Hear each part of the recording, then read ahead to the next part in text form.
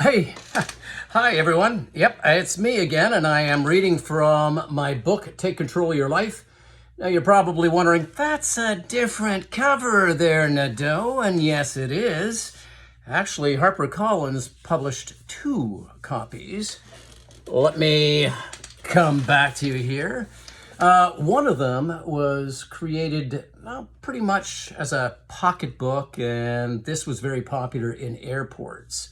And the other one was the original cover, and that's the original cover. I do not like this original cover. I had no say in the development of this cover, and when it first came out, I said, no, I don't like that. Some people say, hey, I really like the cover, and I'm thinking it's very plain, and some of my other books that I have self-published have very different covers. So I had a whole different idea about this, and I guess I complained enough that they decided that they were going to give out this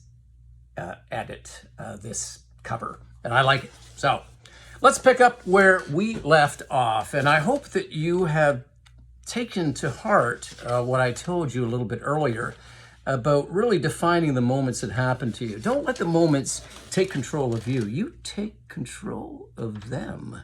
All right, so we left off that I marveled at the choices that people made that were so different when faced with two sets of circumstances that were similar. We all respond to it differently. Let me clarify that. Some people react to life. They are natural born reactors, or they just haven't learned how to respond. What do I mean by that? When something happens, say, wow, that is the worst thing that can happen. Oh, poor me. And they go into this spiel about how life is so unfair, whereas other people they'll take a moment and they'll go, man, that really sucks. I've got this. Okay. I got to think for a moment. They'll take a couple of deep breaths and then they will respond. So some people are first reactors. They react to life, and some people are first responders. Imagine this. If you were at an accident scene and you were in need of help, or you witnessed people who were in need of help at this terrible accident, and an ambulance pulls up and two first reactors jump out, and they both look at each other and go, oh my God, this is so terrible. I don't know what I'm going to do. I'm just going to let this, oh God, I'm not going back home. I can't take this. So they react to it. You wouldn't want that kind of person arriving at your accident scene, would you? You want a first responder, somebody who drives up to the accident scene, looks at it and says, we've got this. We're ready for this. We're going to respond to this. Let's get to it. That's what you want, and that's what you want to become.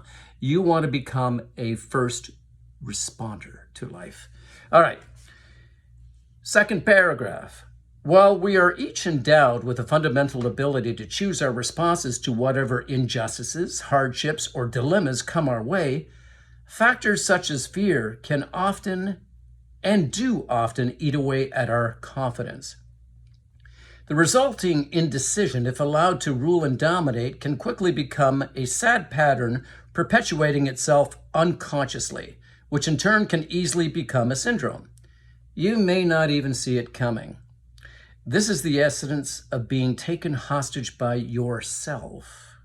Whether external forces are the instigator or whether the causes lie entirely within your own personal perception. And once our self is made aware of our self-sabotage, this becomes the pivotal point and the pivotal moment when choosing must occur. That is, the choice to continue the powerless seeming state in which you find yourself, or to direct yourself to apply the unhostage principles set out in this book, to follow the guideposts I offer you, and the exit that you must take, exiting from the misery of being held hostage. I talk about hostages because I'm a former hostage negotiator. When I started to write this book, I had no idea where this book was going to go. I really didn't. I thought, okay, I finally gave in to the idea of writing a book, as I'd always said, I do not want to write a book People kept telling me, Paul, you've got such exciting stories, so many interesting stories. You got to write a book. And I said, I don't want to write a book. Look, I don't want to write a book. And I was determined. I did not want to write a book. Number one, I didn't know how to write a book. Where do you start with something like that, right? And then after my divorce, I had a job for a couple of years, a contract job with the government. And when that was done, I found myself with time in my hands, and I don't like to be sitting idle with nothing to do. And I heard this whisper, write a book. I'm sitting at this desk. I wasn't here in this particular condo, but this is the desk I was sitting at, folks, right there.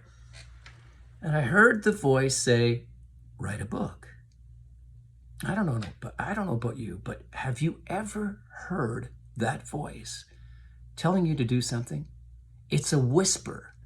And if you don't listen to it, you could miss amazing opportunities, can even save your life. I finally listened to that whisper, and I thought to myself, okay, where do I start? I went to a bookstore and I picked up a book on how to write a book. Yeah, that's my confession. I picked up a book on how to write a book. I read the first 40 pages because I really don't like to read.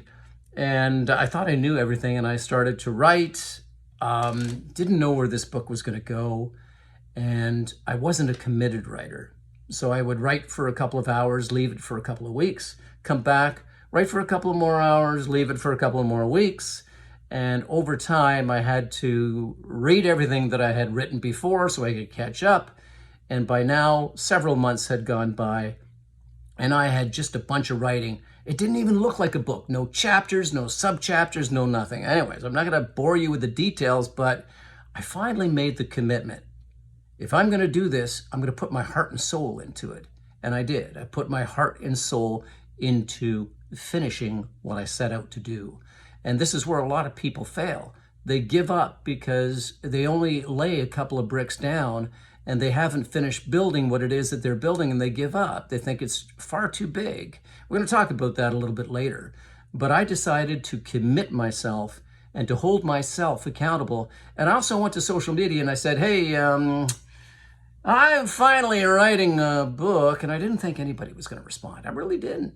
But I got about 20 people saying, finally, Nadeau, you're finally writing a book. And I thought, okay, now I'm accountable not only to myself, but to my Facebook community and my friends. And so that really helped out. So getting back to what I read and what I would like to talk about here is that we often take ourselves hostage by the thoughts that we allow to fester in our minds. When negative thoughts come in, it is in that moment, if we are aware of them, and awareness is a big thing, but once we become aware of those thoughts, for example, hey, you can't possibly do that. You can't ask for that job. You're never going to get it. You can't ask for that date. You can never get her or him. If we allow that thought, those voices that sound just like us, they sound just like us. If we allow that voice that sounds just like us, that negative narrative that sounds just like us, if we allow it to take control of our thoughts and we don't dispute it and we don't kick it the hell out, it will affect how we respond to what we're faced with. Because our conscious voice will send a message to our unconscious voice, and our unconscious voice will make it so. So the conscious voice says, you can't do it. The unconscious voice says, Captain says, we can't do this, and it will self-sabotage. So those are the thoughts in this clip that I want to leave you with. A little later, we'll get into more of this book. I'm not going to read everything from the book. I'm hoping that you'll go out and pick a copy up or listen to the Audible version, because there is an Audible version.